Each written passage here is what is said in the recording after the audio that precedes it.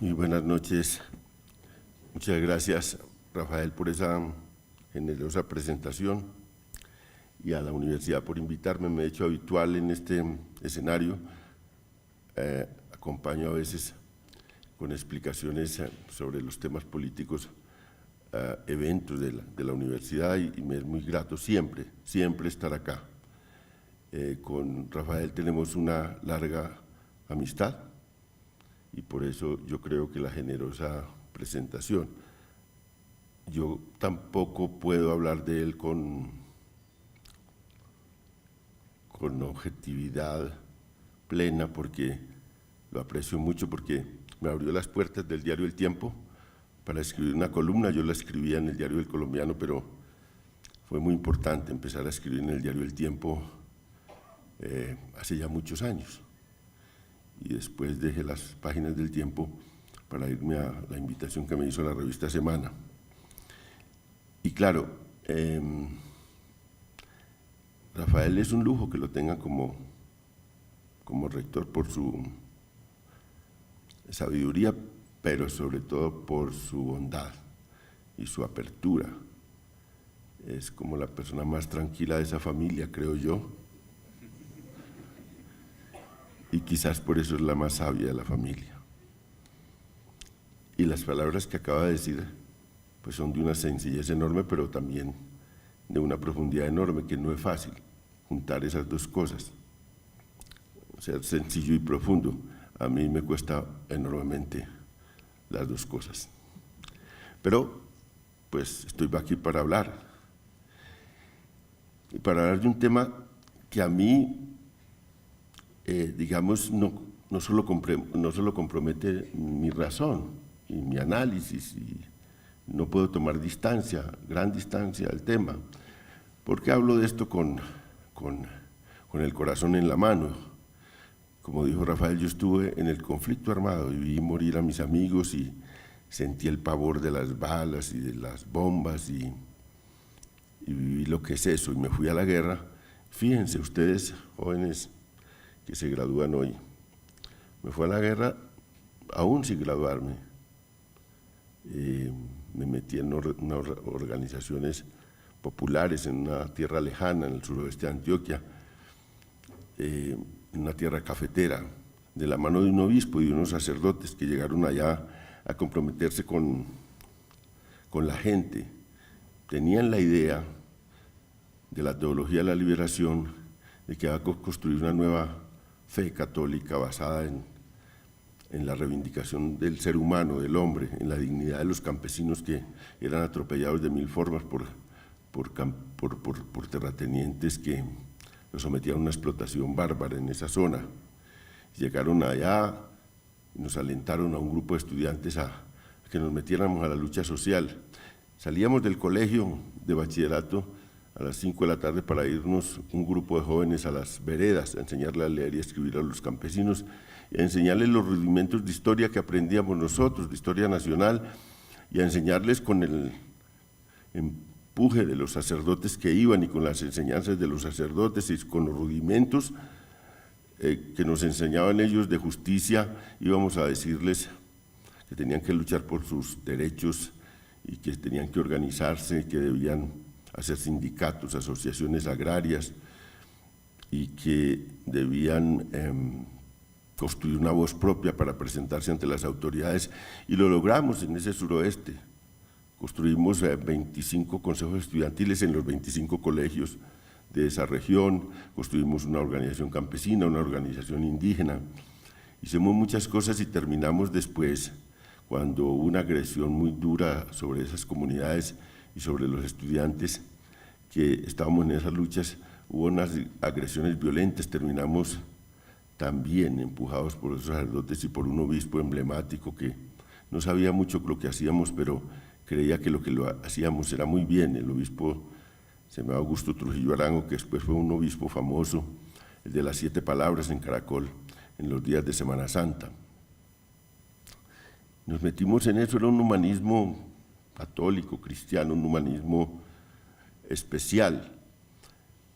Eso fue un compromiso enorme y fue los momentos más felices de mi vida. poder expresar mi solidaridad con otros seres humanos, poder compartir con ellos sus dolores, sus miserias, pero también sus alegrías. Y claro, los seres humanos que yo más quiero en general son los campesinos colombianos, son de una bondad enorme, son de un aprecio por la gente, siempre creen que uno, digamos, no les debe nada a ellos y que todo lo que da uno por ellos es generosidad y lo reciben con un aprecio enorme los campesinos, y por eso se ha abusado tanto de los campesinos en Colombia. Fíjense, creo yo, a pesar de, y quizás por la larga explotación y la larga discriminación, son más maliciosos los indios. Y yo trabajé también con indios y también logré una amistad con ellos y con negros de las comunidades del Chocó, pero siempre ellos son más jodidos, como se dice, pero estos campesinos son, a mi modo de ver, todo bondad.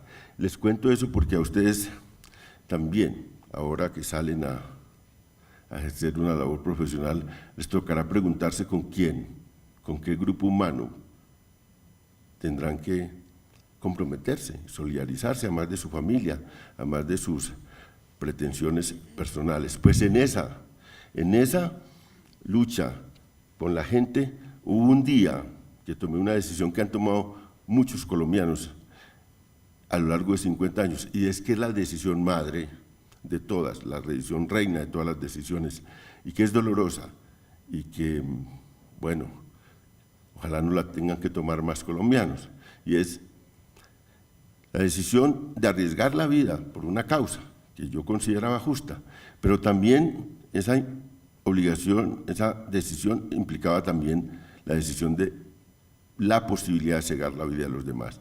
No hay decisión más grande que esa, porque uno se casa, uno elige una carrera, uno se cambia de país, uno toma 1000 decisiones en la vida, y todas, algunas son de una importancia enorme. Por ejemplo, ustedes eligieron una carrera por el lado de la economía, y claro, eso seguramente marca su vida, pero no hay nada que marque más la vida que esa decisión de arriesgar la vida de uno y cegar y atreverse a la posibilidad de cegar la vida de los demás. Pues esa decisión la han tomado millones de personas en Colombia a lo largo de estos 50 años. Y entonces esa es la gran pregunta, ¿por qué? ¿Por qué se toma esa decisión tan grave, tan definitiva? ¿Por qué tanta gente durante tantos años ha tomado esa decisión? Y esa es una pregunta que gravita en toda la sociedad colombiana. ¿Cómo hemos llegado a eso?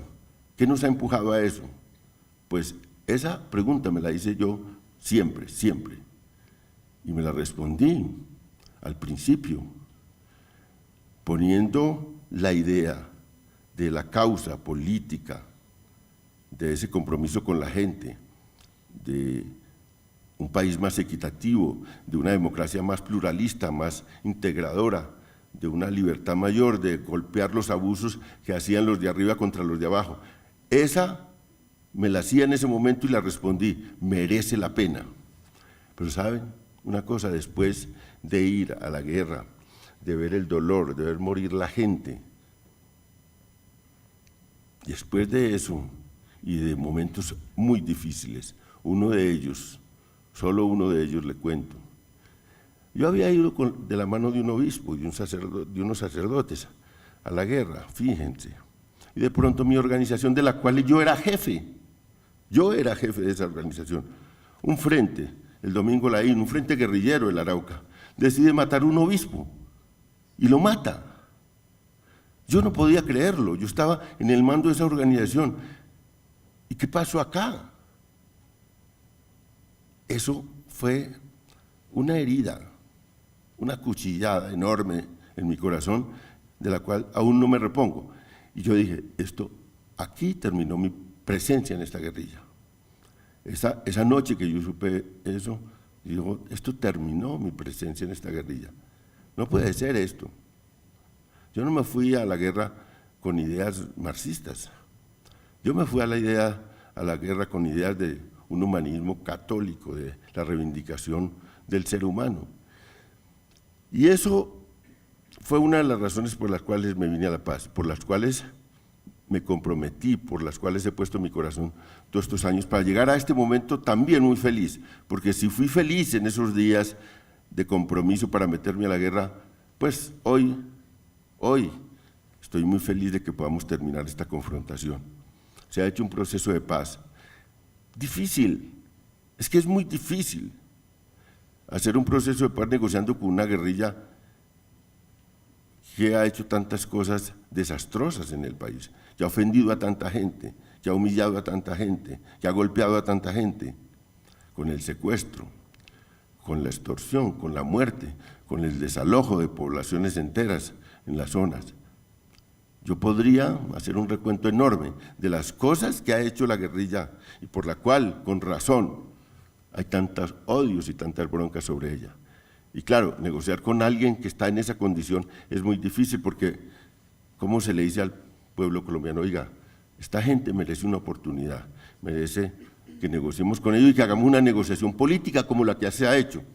Esta es una negociación política en su grado más grande y uno de los aciertos del gobierno y del presidente Santos es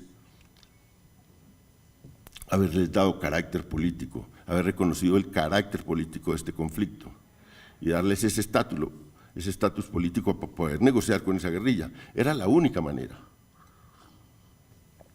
Porque esa gente, desde ópticas seguramente distintas, muy distintas a las mías, más comunistas, más marxistas, también son políticos que se metieron pensando que mediante la violencia iban a cambiar este país, que podían llegar al poder y transformar y crear una democracia distinta y crear una igualdad y crear unas condiciones distintas para la gente. Se metieron a eso y claro, se fueron enlodando poco a poco, como se enlodó toda la sociedad colombiana.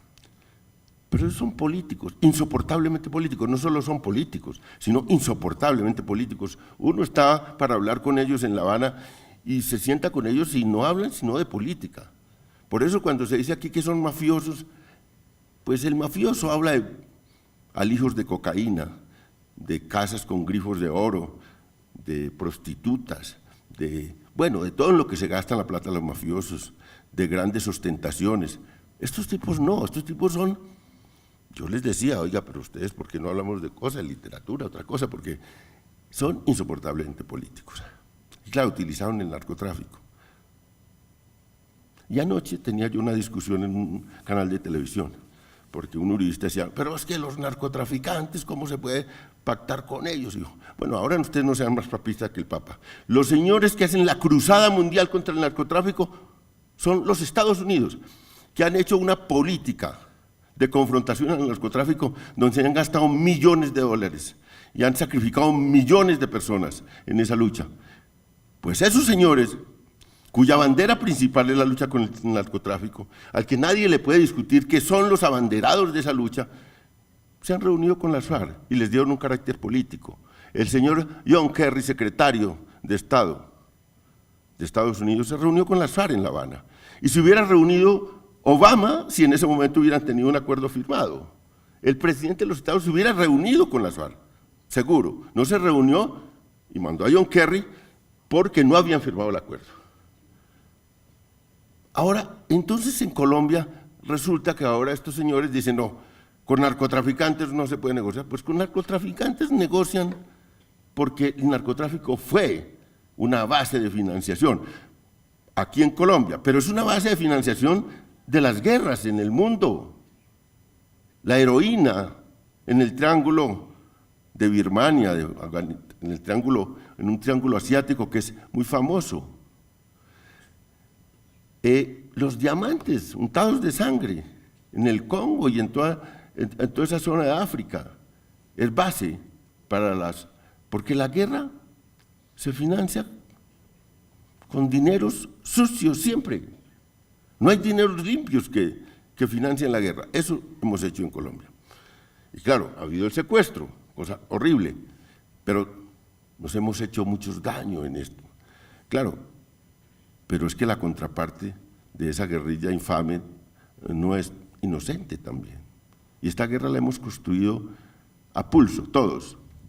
Porque miren, de este lado de las élites, los mejores apellidos, la gente que tuvo las mayores dignidades, mucha de ella terminó enredada con unos ilegales también, con los paramilitares. Y Rafael cita una investigación que fue muy importante y muy riesgosa también para uno, que fue la de la parapolítica. Hay 61 parlamentarios condenados por parapolítica, que quiere decir 61 parlamentarios que se unieron con una fuerza ilegal para matar gente, ganar las elecciones matando gente y consiguiendo plata mediante matar gente, y matarla de manera atroz, porque las masacres también en las cuales incurrieron los paramilitares fueron desastrosas, fueron una cosa horrible que estuvo además oscura. Entonces nos hemos hecho muchas cosas y estamos negociando una guerra entre gente que se ha hecho muchas cosas malas, de lado y lado. Y claro, entonces hay que actuar con realismo en esa guerra. Los contradictores de estas negociaciones de paz tienen unos puntos que uno a simple vista dice, oiga, pueden tener razón, ¿no? Por ejemplo, ¿cómo no van a pagar cárcel los guerrilleros que han hecho todas estas cosas? Entonces yo tengo dos argumentos frente a eso. Primero, no se ha hecho ninguna negociación en el mundo donde una guerrilla que tenga territorio, fuerza social, armas, que no ha sido derrotada, vencida, desbaratada, va a ir a una mesa de negociación. Señores, vengan a ver dónde le firmo, hagamos el acuerdo y yo salgo, pónganme las esposas que voy a pagar unos años de cárcel. Eso no ha ocurrido nunca y no creo que ocurra acá. Cuando ponen esa condición los opositores a las negociaciones de paz, es una astucia, es porque saben que si esa condición se impusiera, no había paz. Fue la condición que ellos, cuando estaban en el poder, que Álvaro Uribe le puso a las FARC y por eso no pudo negociar con ellos, porque nunca le atendieron una mesa. No, señor, usted no nos va a venir a decir acá que no, como si nos hubiera rendido, desbaratado. No, usted nos ha golpeado, pero estamos vivos, decían ellos, y esa es la realidad. Entonces, cárcel no es posible. Pero claro, la presión de la sociedad, la presión de gente decente de este país, también les dijo a la guerrilla, no pueden pasar así a la política sin someterse a tribunales. Y tenemos una primera negociación en el mundo donde estos guerrilleros no van a ir a la cárcel, pero van a ir a tribunales, van a aceptar penas y van a aceptar penas restrictivas de la libertad. Las han firmado y las han aceptado. Eso es único. Y eso es una victoria de la sociedad y también, digamos, es una victoria de la oposición a las negociaciones de paz, porque de tanto decir esa gente que tenían que pagar cárcel, al fin ellos allá en La Habana dijeron, bueno, pues no pagamos cárcel, pero tenemos que someternos a tribunales de justicia. Ahí tienen un valor y yo se le he dicho a los juristas, mira, ustedes han ayudado también en esta cosa con su desmesura y su astucia y su maldad. Pero claro, también han planteado. Y cuando se dice otra cosa, no participación en política, no elegibilidad de ellos, eso es también un imposible. Nadie va a hacer 50 años en una lucha política para en el momento en que negocia la paz decir, no, yo me inhibo de participar en política y me voy a la vida privada. Esos señores no van a hacer eso. Y si se le ponían esas dos condiciones era no hacer la paz. Cárcel y no elegibilidad política y no participación política, no era posible hacer la paz con ellos así.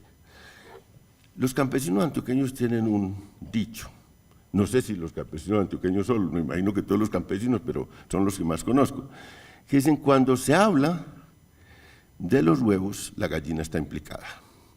Pero cuando se habla de la pechuga, la gallina está realmente comprometida. Entonces, cuando se habla de tierra, de narcotráfico, de derechos de los LGTB, en fin, cuando se habla de todo eso, las FARC están implicadas, pero cuando se habla de participación política, las FARC están comprometidas. Esa es la pechuga de las FARC. Entonces, si no les van a dar participación política, pues no va a haber paz. En estos días se arma un escándalo porque nosotros, que somos una fundación, la Fundación Paz y Reconciliación, un poco digamos, atrevida y que mete unos debates con base en nuestros estudios, en nuestros trabajos, vamos diciendo cosas.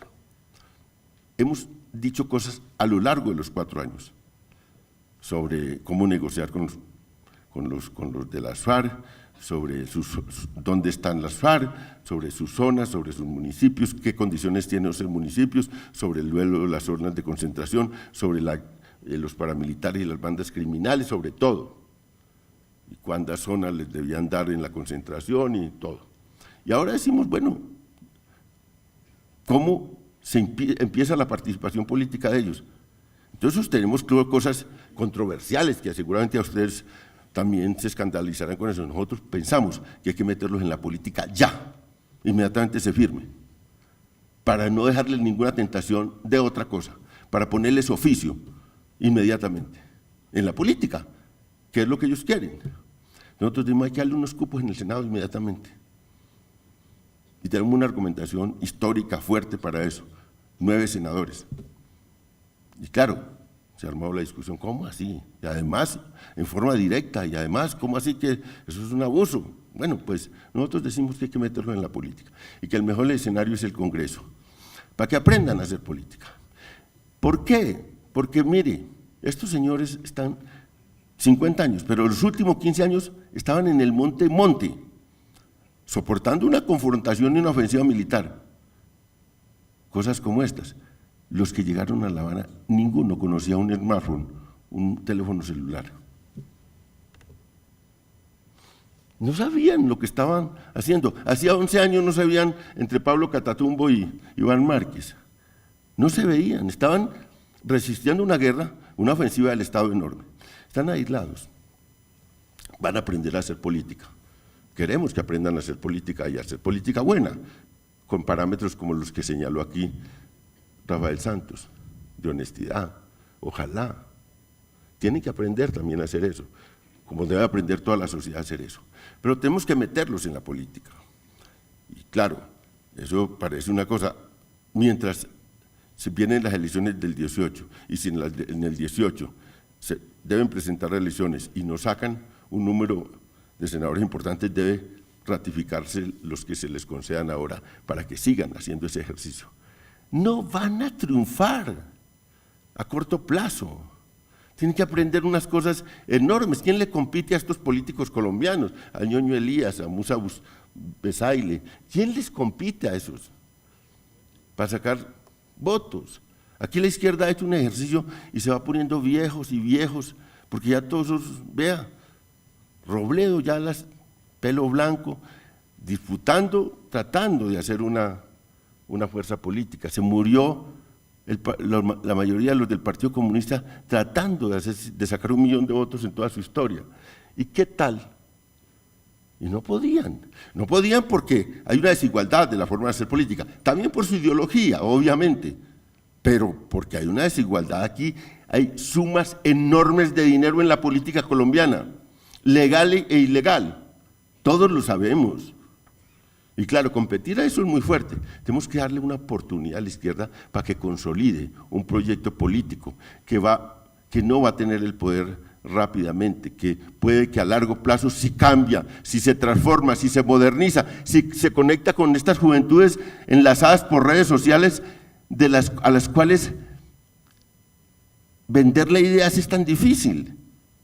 Estos señores van a chocar con el muro, con ese muro de ese mundo urbano, enredado socialmente, al cual todos los días hay cosas nuevas.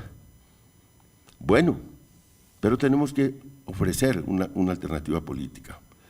Y claro, ahí nosotros metemos el debate y decimos cosas como esas. Pero ese punto es clave que ustedes lo piensen. ¿Cómo ayudamos a que se formen como partido político? ¿Cómo les construimos espacios para que disputen, para que dejen de disparar y se metan a la política y aprendan a hacer política, y aprendan a hacer política urbana, y aprendan a hacer política hacia la juventud? Y no es fácil. Les cuento una anécdota. Y no es una anécdota de un guerrillero, es una anécdota de Luis Corbalán, que era un dirigente comunista del Partido Comunista chileno. Cuando llegó el golpe militar, del cual seguramente muchos de ustedes sobre todo los jóvenes, ni han oído seguramente hablar del golpe militar de Pinochet en Santiago. Pues el señor que era jefe del Partido Comunista, Luis Corbalán, terminó en la cárcel torturado, pero como era tan importante, porque el Partido Comunista chileno sí era muy importante dentro de esa sociedad, pues la Unión Soviética hizo una negociación específica con Pinochet para llevarse a Corbalán al exilio, llevárselo por la Unión Soviética, y se lo llevó. Cuando cayó la dictadura, volvió Corbalán, ya un poco más viejo, pero todavía fuerte, a hacer política en Chile. Yo estaba en Santiago en el 2003, en la conmemoración de los 30 años del golpe, y estaba en una entrevista en televisión. Hacía un año se había retirado de la política, o 8 meses, un año. Y le preguntan, bueno, señor Corbalán, usted, esta persona tan importante que esperábamos que se mantuviera en la política chilena, ¿usted por qué se retiró de la política? Y dijo, mire, yo vine a Chile con las ideas que yo tenía cuando me fui a Chile, a hablarle a la sociedad con mi discurso.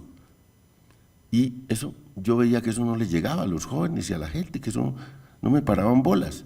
Entonces pensé, tengo 2 alternativas. O cambio de ideas o me retiro de la política. Y concluí, yo estoy muy viejo para cambiar de ideas, mejor me retiro de la política. Eso les va a tocar a los de las FARC cuando vengan a la vida civil.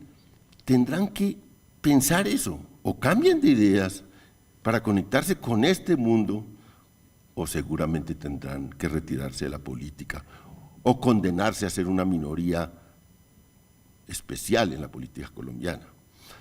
Eso le toca a todo el mundo también. Pero tenemos que darle la oportunidad de que cambien de ideas o que se mantengan en las mismas, sin que por eso se les agreda, y sin que por eso ellos tengan que agredir a otros. Esa es la esencia de este proceso de paz. Y es muy importante, y termino con estas reflexiones, es muy importante para la vida colombiana. Nosotros, miren, oigan este hecho, no hemos pasado al siglo XXI. Nosotros estamos en el siglo XX. La sociedad colombiana está en el siglo XX.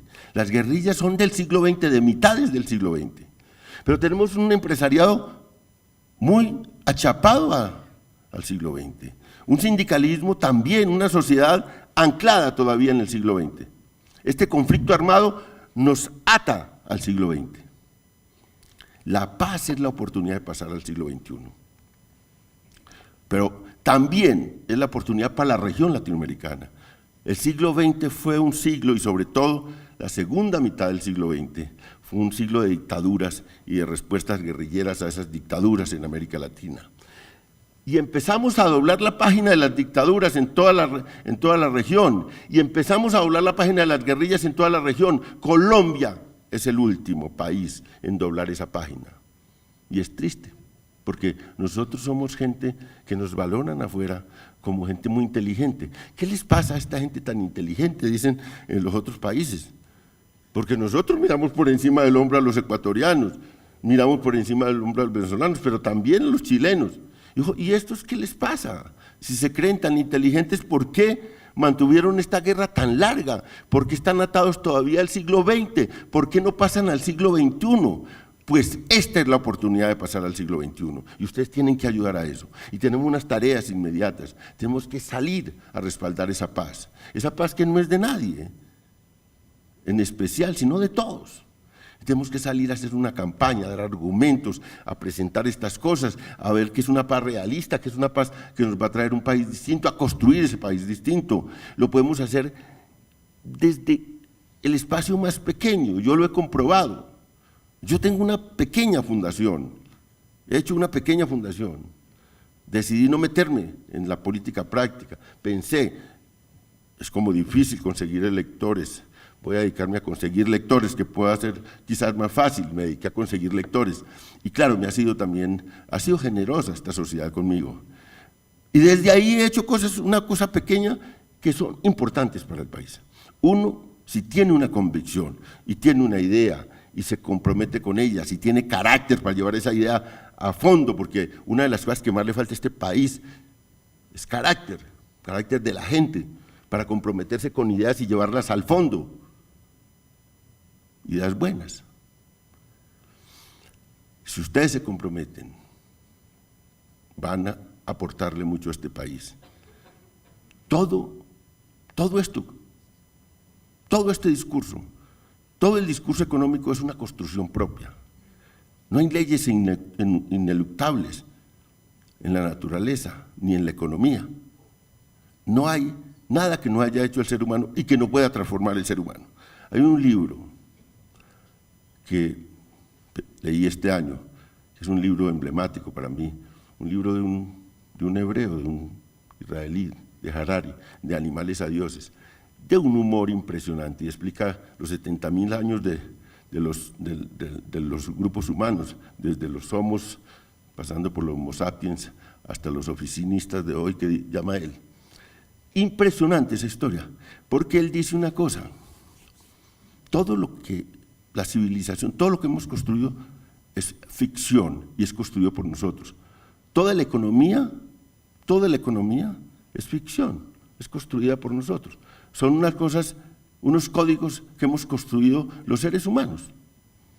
El dinero lo hicimos nosotros y lo hicimos eligiendo caminos para hacer el dinero, para construir, para saltar del trueque al dinero.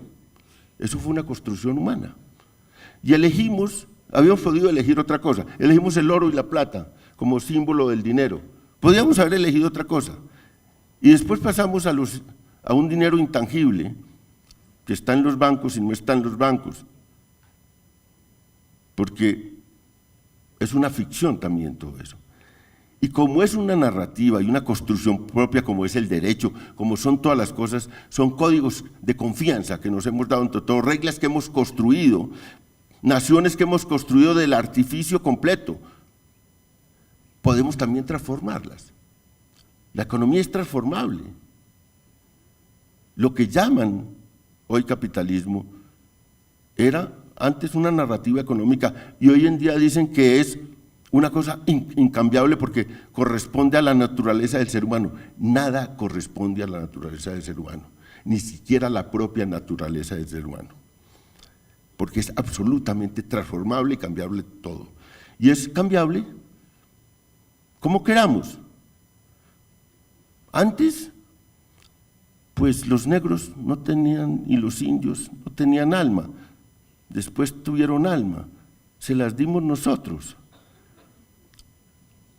También podemos construir otra cosa. Por ejemplo, podemos construir otro sistema bancario, no el de hoy. Podemos construir, decir que la herencia, que es una de las principales formas de acumulación de las grandes riquezas en el mundo, pues limitar la herencia. Y podemos decir que el tema principal es la educación y que entonces las herencias, la parte de las herencias que podamos limitar en gente muy hábil que construye grandes riquezas en su vida, las dedicamos a la educación, a hacer una educación universal, gratuita, de la misma calidad para todos, que es la fuente principal de desigualdad. Y podemos construir naciones más iguales si construimos otra forma de vivir. Y la podemos hacer, porque no hay leyes ineluctables ahí. Todo es construcción humana, todo es ficción, todo es narrativa construida por nosotros. Eso lo explica de una manera, porque eso lo sabía yo de cierto desde hace muchos años, pero verlo como lo explica él con un humor impresionante, con una mamadera de gallo frente a los seres humanos, pues me ha impresionado mucho. Les dejo la idea de que lean ese libro de Harari, de Animales a Dioses, y muchas gracias.